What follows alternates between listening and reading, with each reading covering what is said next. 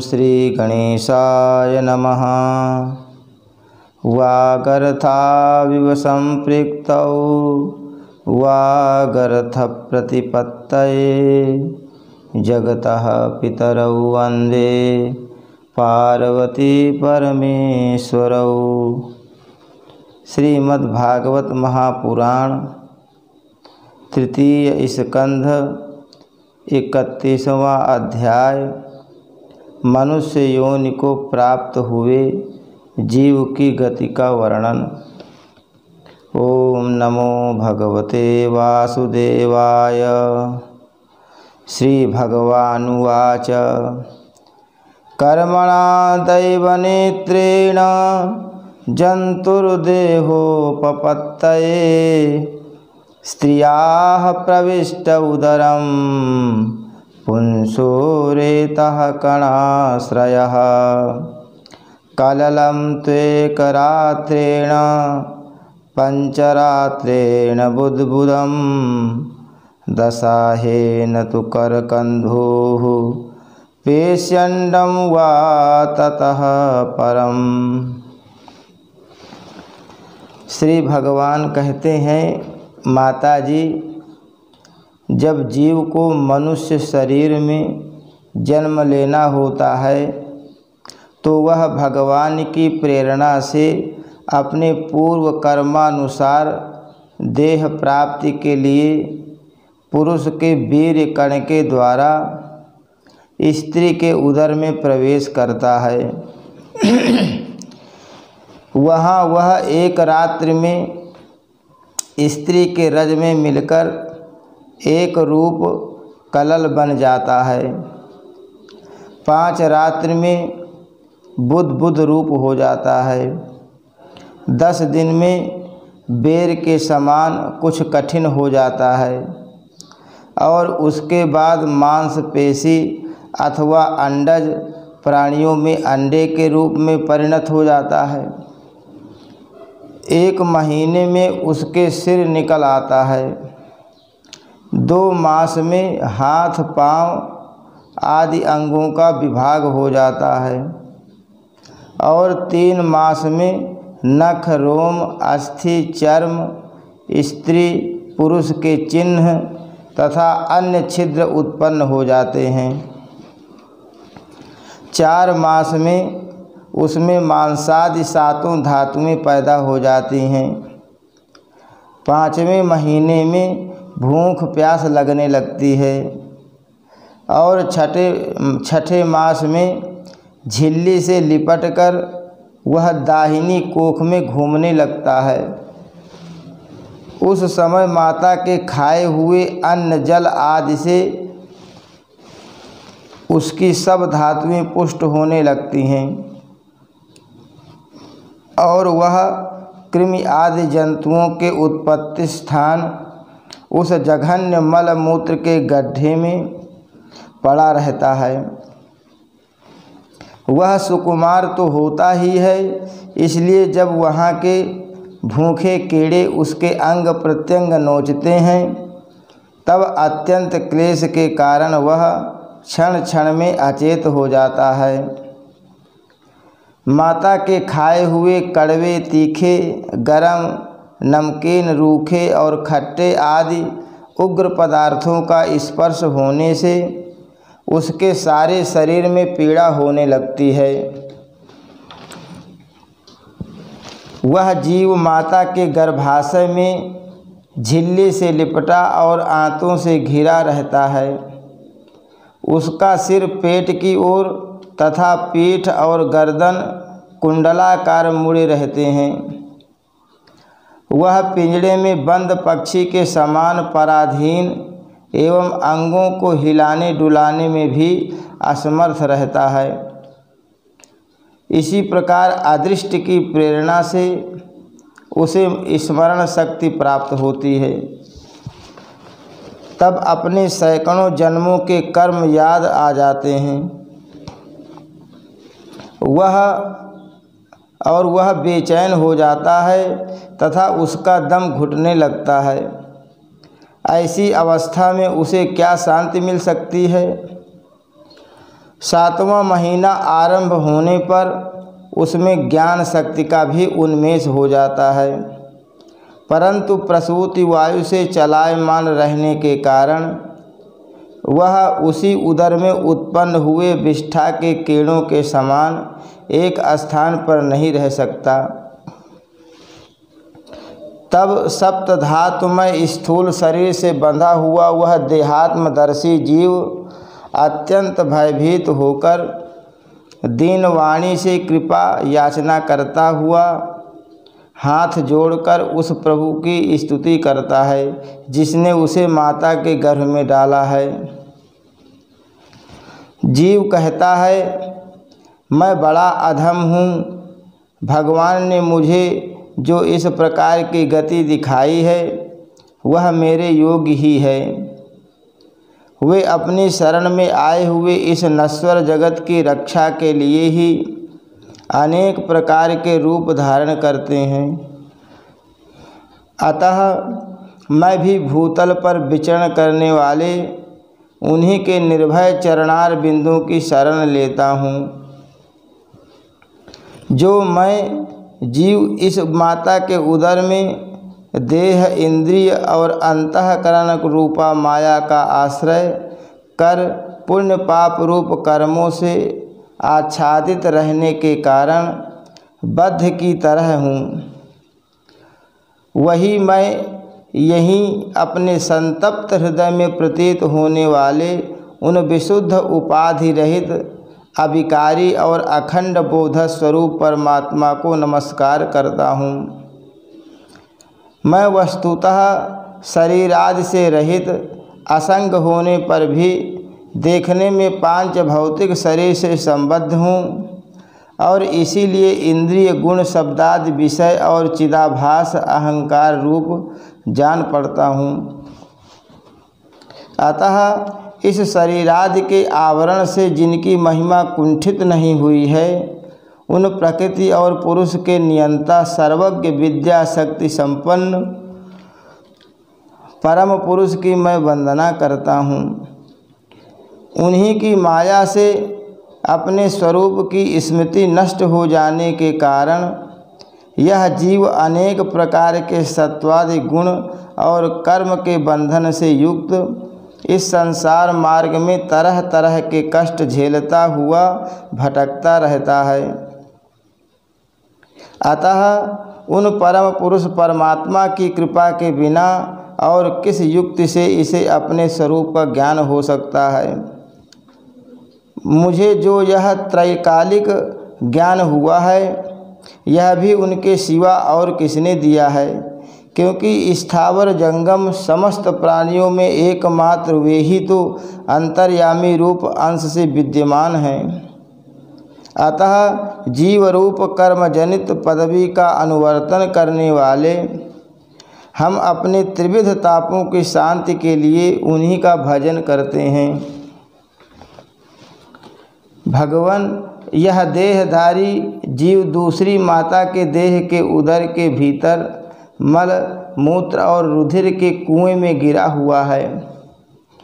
उसकी जठराग्नि से इसका शरीर अत्यंत संतप्त हो रहा है। उससे निकलने की इच्छा करता हुआ यह अपने महीने गिन रहा है। भगवान, अब इस दिन को यहाँ से कब निकाला जाएगा? हे स्वामिन, आप बड़े दयालु हैं। आप जैसे उदार प्रभु ने ही इस 10 मास के जीव को ऐसा उत्कृष्ट ज्ञान दिया है। हे दीनबंधु, इस अपने किए हुए उपकार से ही आप प्रसन्न हों, क्योंकि आपको हाथ जोड़ने के सिवा आपके उस उपकार का बदला तो कोई दे भी क्या सकता है।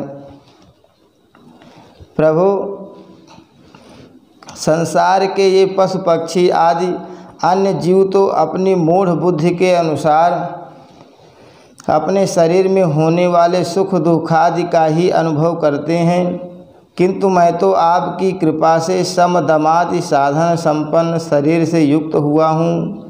अतः आपकी दी हुई विवेकवती बुद्धि से आप पुराण पुरुष को अपने शरीर के बाहर और भीतर अहंकार के आश्रयभूत आत्मा की भांति प्रत्यक्ष अनुभव करता हूँ। हे भगवान, इस अत्यंत दुख से भरे हुए गर्भाशय में यद्यपि मैं बड़े कष्ट से रह रहा हूँ, तो भी इससे बाहर निकलकर संसारमय अंधकूप में गिरने की मुझे बिल्कुल इच्छा नहीं है,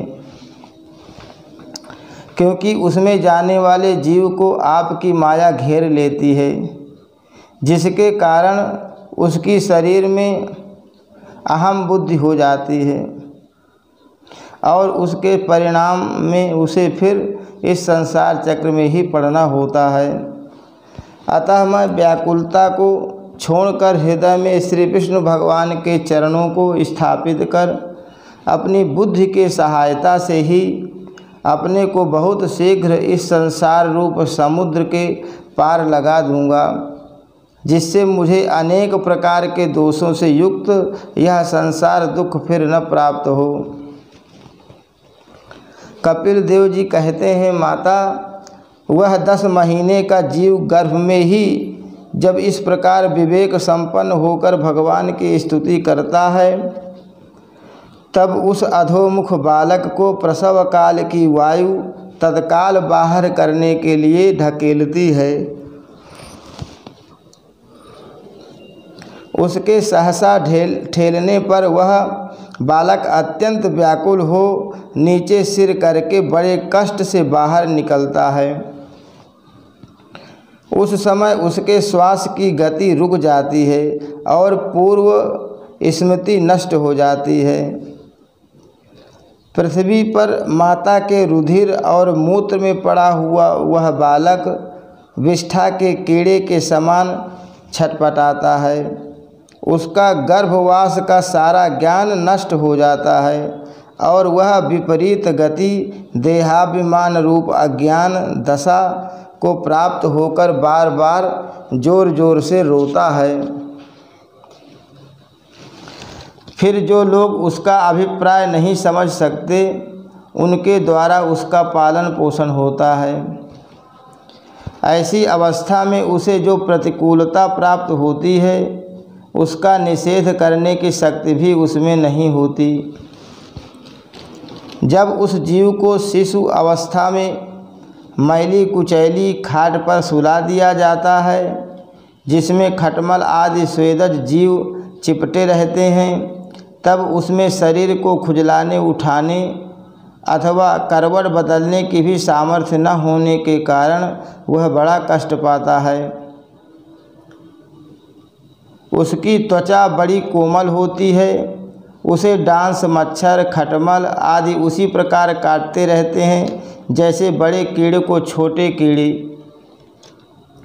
इस समय उसका गर्भावस्था का सारा ज्ञान जाता रहता है, सिवा रोने के वह कुछ नहीं कर सकता।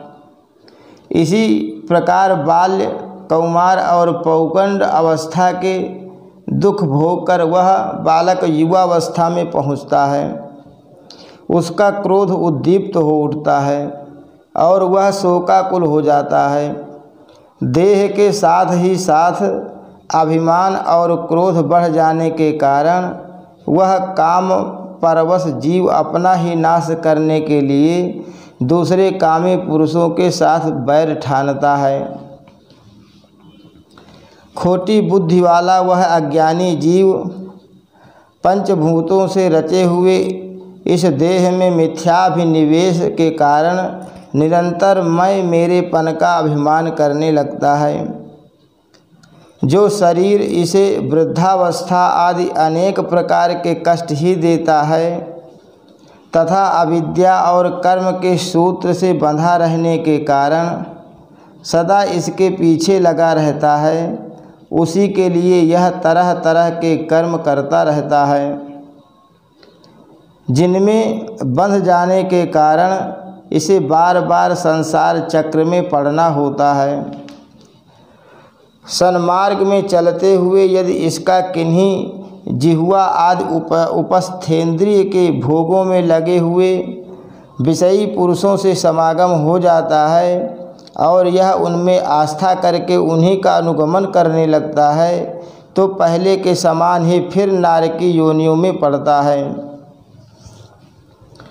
जिनके संग से इसके सत्य, शौच, बाहर भीतर की पवित्रता, दया, वाणी का संयम, बुद्धि, धन संपत्ति, लज्जा, यश, क्षमा, मन और इंद्रियों का संयम तथा ऐश्वर्य आदि सभी सद्गुण नष्ट हो जाते हैं। उन अत्यंत शोचनीय स्त्रियों के क्रीड़ा मृग खिलौना, अशांत, मूढ़ और देहात्मदर्शी असत पुरुषों का संग कभी नहीं करना चाहिए, क्योंकि इस जीव को किसी और का संग करने से ऐसा मोह बंधन नहीं होता जैसा स्त्री और स्त्रियों के संगियों का संग करने से होता है। एक बार अपनी पुत्री सरस्वती को देखकर ब्रह्मा जी भी उसके रूप लावण्य से मोहित हो गए थे और उसके मृगी रूप होकर भागने पर उसके पीछे निर्लज्जता पूर्वक मृग रूप होकर दौड़ने लगे। उन्हीं ब्रह्मा जी ने मरीचि आदि प्रजापतियों की तथा मरीचि आदि ने कश्यपादि की और कश्यपादि ने देव मनुष्यादि प्राणियों की सृष्टि की। अतः इनमें एक ऋषि प्रवर नारायण को छोड़कर ऐसा कौन पुरुष हो सकता है जिसकी बुद्धि स्त्री रूपिणी माया से मोहित न हो। अहो, मेरी इस स्त्री रूपिणी माया का बल तो देखो, जो अपने भ्रुकुटी विलास मात्र से बड़े बड़े दिग्विजयी वीरों को पैरों से कुचल देती है। जो पुरुष योग के परम पद पर आरूढ़ होना चाहता हो अथवा जिसे मेरी सेवा के प्रभाव से आत्मा अनात्मा का विवेक हो गया हो, वह स्त्रियों का संग कभी न करे, क्योंकि उन्हें ऐसे पुरुष के लिए नरक का खुला द्वार बताया गया है। भगवान की रची हुई यह जो स्त्री रूपिणी माया धीरे धीरे सेवा आदि के मिश से पास आती है, इसे तिनकों से ढके हुए कुएं के समान अपनी मृत्यु ही समझें। स्त्री में आसक्त रहने के कारण तथा अंत समय में स्त्री का ही ध्यान रहने से जीव को स्त्री योनि प्राप्त होती है। इस प्रकार स्त्री योनि को प्राप्त हुआ जीव पुरुष रूप में प्रतीत होने वाली मेरी माया को ही धन, पुत्र और गृह आदि देने वाला अपना पति मानता रहता है।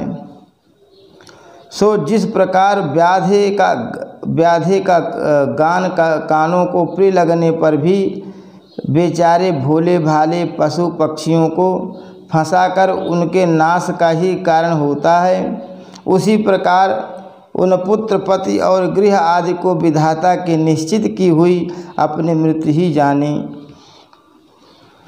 हे देवी, जीव के उपाधिभूत लिंग देह के द्वारा पुरुष एक लोक से दूसरे लोक में जाता है और अपने प्रारब्ध कर्मों को भोगता हुआ निरंतर अन्य देहों की प्राप्ति के लिए दूसरे कर्म करता रहता है। जीव का उपाधि रूप लिंग शरीर तो मोक्ष पर्यंत उसके साथ रहता है तथा भूत, इंद्रिय और मन का कार्य रूप स्थूल शरीर इसका भोगाधिष्ठान है। इन दोनों का परस्पर संगठित होकर कार्य न करना ही प्राणी की मृत्यु है और दोनों का साथ साथ प्रकट होना जन्म कहलाता है। पदार्थों की उपलब्धि के स्थान रूप इस स्थूल शरीर में जब उनको ग्रहण करने की योग्यता नहीं रहती, यह उसका मरण है और यह स्थूल शरीर ही मैं हूँ, इस अभिमान के साथ उसे देखना उसका जन्म है। नेत्रों में जब किसी दोष के कारण रूपादि को देखने की योग्यता नहीं रहती, तभी उनमें रहने वाली चक्षु इंद्रिय भी रूप देखने में असमर्थ हो जाती है। और जब नेत्र और उनमें रहने वाली इंद्रिय दोनों ही रूप देखने में असमर्थ हो जाते हैं, तभी इन दोनों के साक्षी जीव में भी वह योग्यता नहीं रहती। अतः मुमुक्ष पुरुष को मरणादि से भय, दीनता अथवा मोह नहीं होना चाहिए। उसे जीव के स्वरूप को जानकर धैर्यपूर्वक निःसंग भाव से विचरना चाहिए तथा इस मायामय संसार में योग वैराग्य युक्त सम्यक ज्ञानमयी बुद्धि से शरीर को निक्षेप धरोहर की भांति रखकर उसके प्रिय अनासक्त रहते हुए विचरण करना चाहिए। हरि शरणम। श्री कृष्णार्पणमस्तु।